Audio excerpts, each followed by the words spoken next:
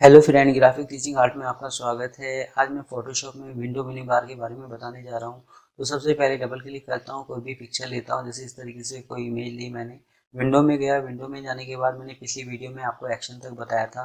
आप यहाँ जाते हैं तो ये चीज़ हमारी क्या है कि जैसे मैं डबल क्लिक करता हूँ तो इस तरीके से कोई एडिटिंग कर सकते हैं, जो मैंने लेयर मिनी बार में आपको यहाँ से भी बताई थी। इस तरीके से यहाँ से तो वही चीज़ हमारी विंडो में जाके ये हमारा यहाँ शो कर रहा है। आप यहाँ से भी यूज़ कर सकते हैं।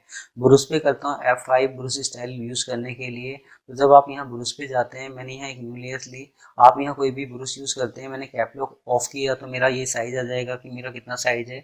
आप यहाँ से साइज़ को कम ज़्यादा कर सकते हैं। तो जैसे मैंने इस तरीके से कोई साइज़ लिया, तो ये स्टाइल है मेरे, मैं इस तरीके का कोई स्टाइल शो करता हूँ। तो अगर आप चाहें तो इसके बीच का जो गैप है वो कम ज़्यादा कर सकते हैं इस तरीके से। तो ये एक एक करके मैंने आपको जब ब्रुश स्टाइल था जब बताया था आपका, तो इस तरीके से आप कर सकते हैं कि हमें कौन सा स्टाइल लेना है, कौन सा आप स्टाइल लेना चाहते हैं, जितने गैप के दूरी पे आप इसको देना चाहते हैं, इस तरीके से ये शो करेगा। ऐसा कुछ इफेक्ट आप शो कर सकते हैं, दे सकते हैं। तो ये ब्रुश स्टाइल था आपका। अब F12 करता हूँ मैं, तो दोबारा मतलब हमारी जो पिक्चर थी वो शो हो जाती है। तो ये ब्रुश के लिए था। इस पर सिलेक्ट करता हूँ तो जो ब्रुश के स्टाइल हैं जो आपके यहाँ हैं इस जगह, वो यहाँ शो करता है इस तरीके से कि आप यहाँ से कोई भी स्टाइल ले सकते हैं जो भी आपको लेना है। इसके बाद हम विंडो में गए। विंडो में जाने के बाद यहाँ क्लिक करता हूँ तो ये हमारा शो कर रहा है RGB कलर में। ये आपको किस स्टाइल में देखना है अपने उसको, तो आप इस चैनल से देख सकते हैं। तो जैसे मैंने इसकी आई बंद करी तो ये अलग अलग मोड के हिसाब से आप काम कर सकते हैं। तो जैसे मैंने ये ब्लू पे क्लिक किया, ये ब्लू मोड है हमारा, ये ग्रीन मोड है आपका, ये रेड है आपका। तो तीनों कलर को मिक्स करके या दो कलर को मिक्स करके वो डिजाइन किस तरीके से आ रहा है तो आप ये चैनल में देख सकते हैं। इसके बाद विंडो में गए। विंडो में जाने के बाद हमारा यहाँ सिलेक्ट करता हूँ मैं। तो ये मैंने आपको टेक्स्ट में बताया था यहाँ जाके कि आप यहाँ से मतलब जैसे पैराग्राफ के हिसाब से या टेक्स्ट के हिसाब से आप क्या काम करना चाहते हैं। तो जो चीज़ हमारी अंदर थी वही चीज़ ये विंडो में शो कर रहा है यहाँ इस तरीके से। ये हमारा यहाँ है कि आपने एक न्यू लेयर्स ली इस तरीके से। अगर हम यहाँ इसमें कोई टैग शो करते हैं, जैसे मैंने कोई टैग शो किया, जैसे मैंने कोई टैक्स लिखा इस तरीके से। टैक्स लिखने के बाद मैंने इसमें जो साइज़ है इसका टैक्स का दिया, ये थोड़ा छोटा है आपका ज़्यादा, तो मैंने किया जैसे 60। तो इस तरीके से आया आपका। अब हम इसमें कोई स्टाइल देते हैं, जो भी आपको स्टाइल देना है तो वो चीज़ हमारी यहाँ शो कर रहा है इस तरीके से। तो डबल क्लिक करता हूँ तो ये टैक्स स्टाइल थे जो मैंने आपको टाइप मिनी बार में बताया था आपका। तो यहाँ जाके आप जो भी कलर शो करते हैं इस तरीके से ओके करते हैं तो वो इस तरीके से यहाँ शो कर रहा है इस तरीके से। अगर आप यहाँ साइज़ इसको कम ज़्यादा करते हैं तो ये साइज़ इस तरीके से बड़ा करके दे रहा है आपका। और ओके करता हूँ तो ये साइज था। नन पे क्लिक करता हूँ तो ये इफेक्ट आ रहा है इस पे, ये स्टाइल आपने दे रखा है आपका। तो ये यहाँ शो नहीं हो रहा था उस टाइम पे, ये जब मैंने यहाँ आपको बताया था कि यहाँ शो नहीं हो रहा है। तो ये आप यहाँ से शो कर सकते हैं विंडो में जाके इस जगह से स्टाइल से, कि जो भी आप स्टाइल देना चाहें। तो इसके बाद हमारा चलता है आपका आगे कि जैसे आप यहाँ क्लिक करते हैं तो ये क्लोन वाला इफेक्ट है। हम यहाँ क्लोन से कॉपी करते हैं। तो जैसे मैंने यहाँ क्लोन लिया, आप यहाँ गए, आपने किया ओल्ड दबाया, मैंने किया माउस से लेफ्ट क्लिक और मैं यूज़ कर रहा हूँ। तो जहाँ जहाँ मैं इसको कलर को यूज़ कर रहा हूँ ये यहाँ दिखा रहा है। तो ये क्लोन की सेटिंग शो कर रहा है। तो इस तरीके से क्लोन की सेटिंग शो कर सकते हैं। F6 करता हूँ, जो फ्रंट कलर है वही कलर हमारा यहाँ दिखा रहा है। आप यहाँ से कलर सीट से आप कोई भी कलर शो कर सकते हैं। तो वही कलर आपका यहाँ फ्रंट कलर पे शो कर रहा है आपका इस तरीके से। तो ये कलर लेने के लिए आप यूज़ कर सकते हैं। इस पे सिलेक्ट करता हूँ तो ये हमारा है कि ये नेट से कोई इन्फॉर्मेशन आप ले सकते हैं। तो नेट के लिए इन्फॉर्मेशन के लिए है आपका। ये हम कंप्यूटर पे कोई डिज़ाइन बनाते हैं तो वो मोबाइल पे किस तरीके से दिखाई देगा ऐसा कुछ शो कर सकते हैं आप।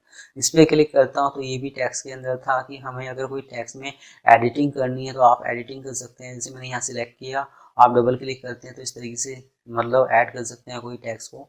तो ये सारी चीज़ जो इसके अंदर है वो मैंने एक एक करके आपको अंदर से बता रखी हैं। इस पर मैं सिलेक्ट करता हूँ यहाँ तो ये शो करता है ये जो मेरी इमेज है।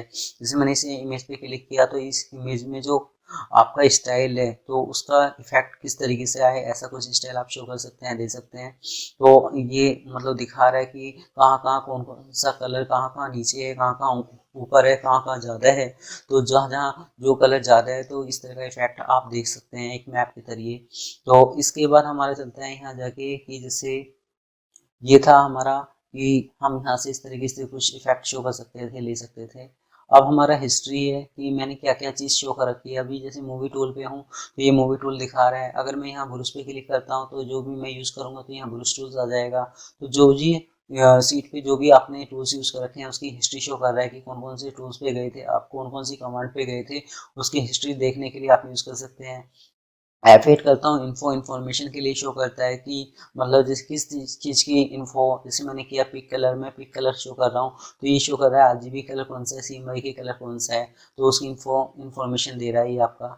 इसके बाद है मैं इन्फॉर्मेशन के बाद आपका चलता है यहाँ, मैं जैसे इस पर सिलेक्ट करता हूँ तो ये जैसे एक न्यू लेयर्स ले रहे हो आप, यहाँ अपने लेयर का नाम दे सकते हो, अपने लेयर में आपने क्या क्या काम कर रखा है, कौन कौन से स्टाइल दे रखे हैं वो उसकी इन्फॉर्मेशन दे सकते हो। तो ये लेयर की इन्फॉर्मेशन के लिए आप यूज़ कर सकते हैं। F7 स्टार्टिंग में भी मैंने बताया था, ये F7 है। आप यहाँ से एक न्यू लेयर्स ले सकते हो, डिलीट कर सकते हो, फोल्डर ले सकते हो, मास्किंग के थ्रू काम कर सकते हो, आप FX के हिसाब से लेयर स्टाइल या लिंक के हिसाब से काम कर सकते हो। तो वही चीज़ आपकी यहाँ से F7 लेने के लिए आपका इस पर सिलेक्ट करता हूँ तो लाइब्रेरी से और भी ज़्यादा यहाँ से नेट से कोई स्टाइल आप लेके आ सकते हैं लाइब्रेरी के थ्रू।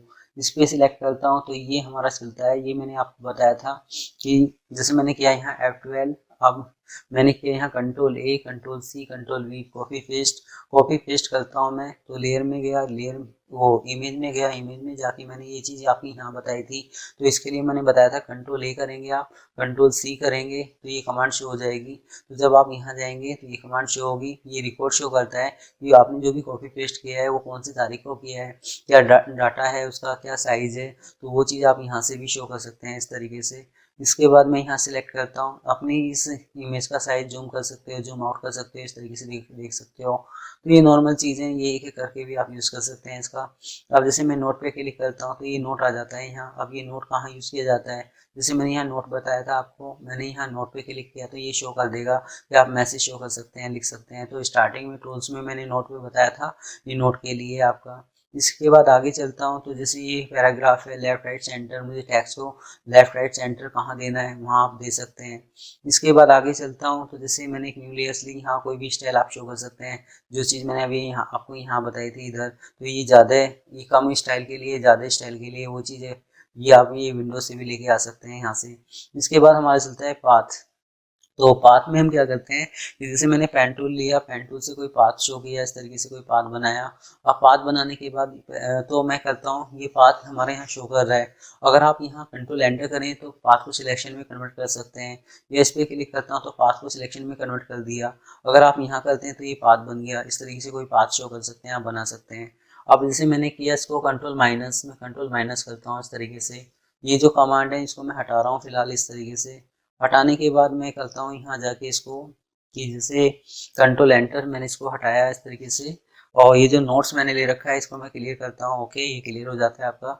अब जैसे ये जो सीट है हमारी, अब हम यहाँ क्या करते हैं, जैसे मैंने क्विक सिलेक्शन टूल लिया, इतना ऐसा सिलेक्ट कर दिया। अगर आप इसको जैसे सिलेक्शन है ये आपका, तो ये सिलेक्शन है, अब मैं इसको पाथ बनाना चाहता हूँ तो इस तरीके से कोई पाथ बना सकते हो आप इस तरीके से। इसका यूज़ कहाँ होता है, एडिट में जाके मैंने बताया था आपको, डिफाइंड कस्टम शेप, आप शेप बनाते हैं तो एक नई शेप बन के आ जाती है, तो जो स्पोर्ट कंपनी है वो ज़्यादा यूज़ करती है इसका। इस तरीके से शेप बन के आपका आ चुकी है। तो किसी एरिया को आप सिलेक्शन में या आप पाथ में चेंज कर सकते हैं इस तरीके से। तो विंडो में जाके ये था हमारा पाथ बनाने के लिए, इस पर सिलेक्ट करता हूँ, ये हमारा शो करता है आपका कि जैसे आप इंटरनेट से कोई इन्फॉर्मेशन ले सकते हैं इसके लिए। तो विंडो में जाके काफ़ी सारे इस तरीके से इफेक्ट हैं। स्टाइल पे क्लिक करता हूँ, ये स्टाइल आ जाते हैं, जो आप लेयर स्टाइल से भी स्टाइल शो कर सकते हैं। अब इसका स्टाइल आप कहाँ यूज़ कर सकते हैं, जैसे मैंने एक रेक्टेंगल लिया, एक न्यू लेयर ली, होल्ड बैक करता हूँ, Ctrl+D। अगर आप चाहें तो ये स्टाइल टेक्स्ट पे भी दे सकते हैं, ऑब्जेक्ट पे भी दे सकते हैं, इस तरीके से स्टाइल आ रहा है, ऐसा कोई स्टाइल आप शो कर सकते हैं। विंडो में जाके ये स्टाइल के लिए था। स्विच कलर पे क्लिक करता हूँ, स्विच कलर है वो आप स्विच कलर शो कर सकते हैं, दे सकते हैं। कोई company normal RGB CMYK switch colour ये यूज़ करती है आपका इस तरीके से। अब ये टाइमलाइन है, इसका मैं अभी बताऊंगा, इसमें थोड़ा सा मैं नेक्स्ट वीडियो में आपको टाइमलाइन के बारे में बताऊंगा।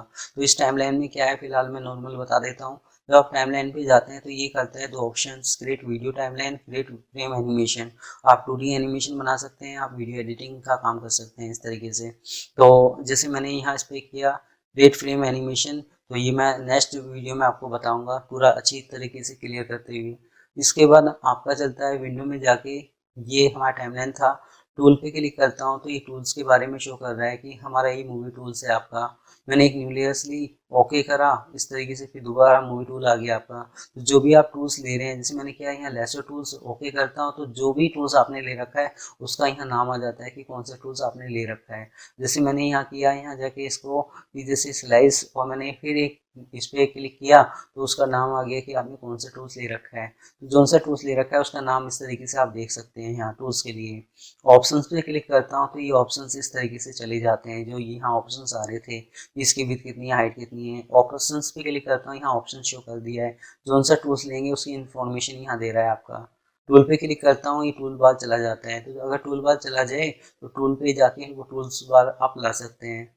विंडो में गए, जितनी आपने सीट खोल रखी है वो यहाँ से आप देख सकते हैं। तो ये विंडो में विंडो मेन्यू बार में ये टूल्स थे, इस तरीके से आप यूज़ कर सकते हैं। ये आपको मैंने अंदर से भी यहाँ से भी बताए हैं। ये आपकी हेल्प है कि आप यहाँ से हेल्प शो कर सकते हैं। जो नया वर्जन आया है उसमें हेल्प में आप कटिंग भी कर सकते हैं। ये इसमें ऑप्शंस नया आ गया है कि आप सब्जेक्ट के थ्रू भी कटिंग कर सकते हैं। जैसे क्विक सिलेक्शन मैजिक टूल से हम सिलेक्शन करते हैं तो आप हेल्प में जाके भी सिलेक्शन कर सकते हैं। ओनली आपका सब्जेक्ट रहेगा, जो पीछे की बैकग्राउंड है वो जल्दी डिलीट कर सकते हैं। तो ये था फोटोशॉप में। अब मैं फोटोशॉप में आपको टाइमलाइन के बारे में नेक्स्ट वीडियो में बताऊंगा कि हम कैसे एनिमेशन करते हैं आपका। तो ये वीडियो आपको मेरी कैसी लगी आप मुझे ज़रूर बता सकते हैं। धन्यवाद।